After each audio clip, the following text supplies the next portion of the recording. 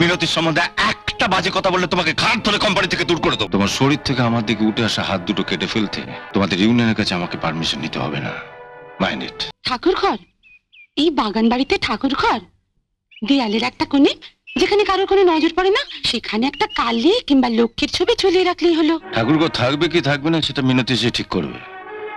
ওই তো এখানে থাকবে, ও নিজের মতন করে গুছিয়ে নেবে। আপনার দুশ্চিন্তার কোনো কারণ নেই। চলে। তার মানে আমার বাড়িতে আমার স্বাধীনতা বলে কিছুই থাকবে না? দেয়ালের এক কোণে লক্ষ্মী কিংবা কালীর ছবি টাঙালেই যদি তুমি মনে করো তোমার স্বাধীনতা পাওয়া যাবে, তাহলে তোমার সেই স্বাধীনতা থাকবে কি থাকবে না সেটা মিনতি এসে ঠিক করবে। মিনতি যদি সব বলে দেবে তাহলে তো বাগান বাড়িটা ওকে না দিয়ে মিনতিকেই দিলে পারতেন। একটা গেও মেয়ে দাদাদের সংসারে ঝিয়ের কাজ করে যা পেট চলে তার রুচি অনুযায়ী আমাকে আমার বাড়ি সাজাতে হবে। তাই ভাবে দাদাদের বাড়িতে ঝিয়ের কাজ করে পেট চালালেও তোমার পেটে ঘি ভাত জোটানোর ব্যবস্থা সেই গেও মেয়েটাই করে দিয়েছিল। তোমার আজকের এই যে ঠাটবাট সেটা কিন্তু তারই দয়া।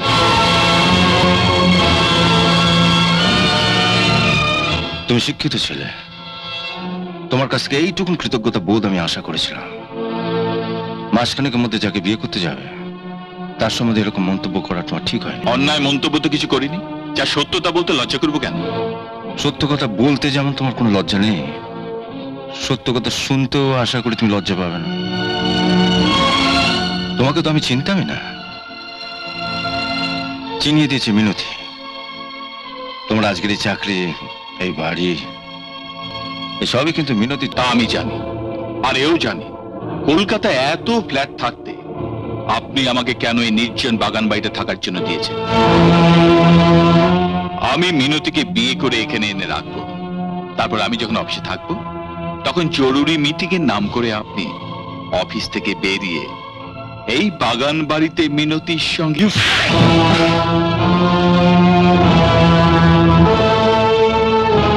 মিনতির সম্বন্ধে একটা বাজে কথা বললে তোমাকে ঘাট ধরে কোম্পানি থেকে দূর করে দেবো। স্যার, অলোক কিন্তু এখন পার্মানেন্ট হয়ে গেছে।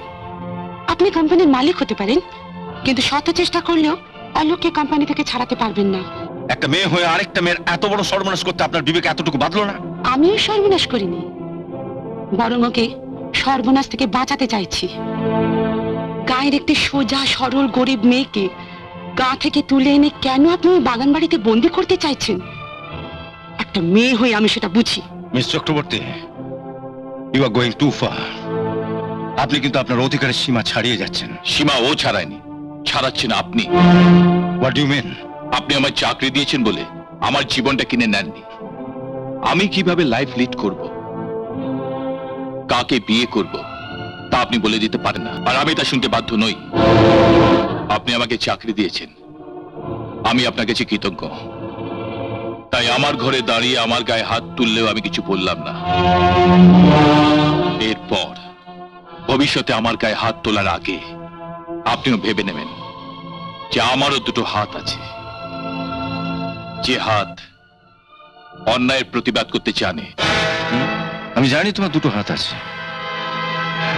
মিনতির সঙ্গে আমার অফিসে যেদিন তুমি প্রথম এসেছিলে সেদিনও তোমার ওই দুটো হাতই ছিল, যে হাত দুটো জোর করে তুমি আমার সামনে দাঁড়িয়েছিলে। মিনতির সঙ্গে তোমার হাত মিলিয়ে দেওয়ার জন্য 7 দিনের মধ্যে তোমার ওই ডান হাতে আমি একটা কলম তুলে দিয়েছিলাম। ওই হাত দিয়ে কোম্পানির ভাউচার সই করে তুমি টাকা নেওয়া শুরু করেছিলে। নিজের রোজগারের টাকায় মুখে প্রথম ভাত তুলেছিলে। পাঞ্জাবের বোতাম ছেড়ে টাইয়ের নট বাঁধতে শিখেছিল হাত দুটো দিয়েই। কোম্পানির রেজিস্টার থেকে তোমার নামটা তোমাদের ইউনিয়ন আমাকে কাটতে না দিলেও তোমার শরীর থেকে আমার দিকে উঠে আসা হাত দুটো কেটে ফেলতে তোমাদের ইউনিয়নের কাছে আমাকে পারমিশন নিতে হবে না। Mind it. এমন আরো অনেক ভিডিও দেখতে এই চ্যানেলটি সাবস্ক্রাইব করে নিন এবং পাশের বেল আইকনটি প্রেস করে দিন।